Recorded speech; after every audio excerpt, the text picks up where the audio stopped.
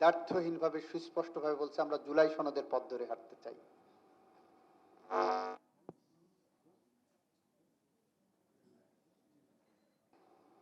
যখন এই আইনটা আমরা সংসদে প্লেস করছি না, তখন একটা হইচই শুরু হলো যে আমরা সুপ্রিম কোর্ট সচিবালয় অধ্যাদেশ পাশ করছি না এবং এর বিরুদ্ধে যে সমস্ত জজরা কথা বলছেন তাদের বিরুদ্ধে আমরা শোকজ করেছি। এরকম হইচই শুরু হলো, পার্লামেন্টেও কথা হলো, পার্লামেন্টের বাইরেও কথা হলো। যারা কথা বলছেন তাদের সাথে এই সামাজিক অনুষ্ঠানে যখন দেখা হলো, আমি জিজ্ঞাসা করলাম আপনারা কি শোকজের ল্যাঙ্গুয়েজ পড়েছেন? বললো যে না, তো পড়ি নাই। তা আমি বললাম দুইটা সুনির্দিষ্ট কারণে শোকজ করা হয়েছে। এক সেট জাজেস তারা AKS অর্জন করলো গিনেস ওয়ার্ল্ড রেকর্ডস। AKS ফার্মগেটে যে কোচিং সেন্টারের বিজ্ঞাপনের মুখ হয়েছে, যেটা জাজেস কোড অফ কন্ডাক্টের বাইরে। একজন জজ কোচিং সেন্টারের বিজ্ঞাপন দিচ্ছেন, কয়েকজন জজ কোচিং করাচ্ছেন, যেটা একজন জুডিশিয়াল অফিসারের মিসকন্ডাক্টের মধ্যে পড়ে, তাদেরকে দেওয়া হয়েছে।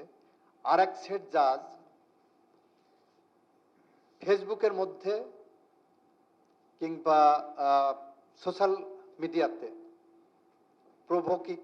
প্রভোকেটিং স্টেটমেন্ট করছেন, যেটা তার কোড অফ কন্ডাক্টের ভিতরে। এবং যখন আমি একজন অ্যাডিশনাল সেক্রেটারিকে বললাম যে শোকজ করবে, যদি তারা ভুল বুঝে দেন প্রসিডিং আসার দরকার নেই, কারণ আমরা এই শোকজ করার পর তার জবাব নেওয়ার পর এই জবাবটা সহ আবার সুপ্রিম কোর্টে পাঠাতে হয় আমাদের, তাদের ফাইনাল অ্যাপ্রুভালের জন্য।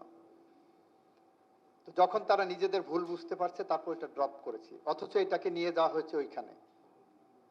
আপনি বলেন যে আপনি একটা জায়গায় চাকরি করবেন, সেই চাকরির কোড অফ কন্ডাক্টটা মানবেন না, সেটা তো আমরা কতটুকু পর্যন্ত নিতে পারবো?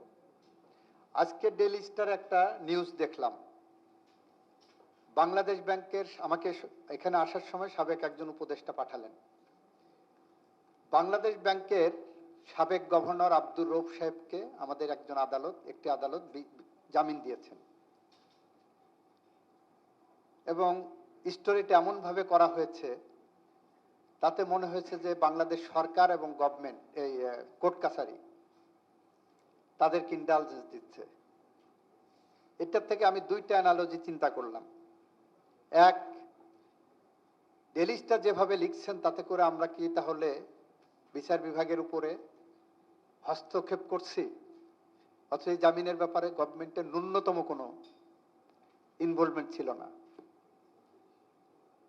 তারপরে আমি যখন এই ডেইলি স্টার রিপোর্টটা পড়লাম, পড়ার পরে আমি কল দিলাম সংশ্লিষ্ট কর্মকর্তাকে, আমাদের আইন কর্মকর্তাকে। ফাইলটা খুঁজে দেখে বের করে দেখা গেল মামলাটা করেছিলেন 420, 406, 506 ধারা সহ। তখন আদালত প্রাইমারিলি তাকে পাঠালো পিবিআই তদন্তের জন্য। এই অভিযোগের একটা তদন্ত রিপোর্ট আসলো, তার বিরুদ্ধে 506 এর প্রাথমিক সত্যতা পাওয়া গেছে। 506 হলো হুমকি দেওয়া। 506 পেনাল কোডের সেটা হলো বেলেবল অফেন্স। বেলেবল অফেন্সে বেল ইজ এ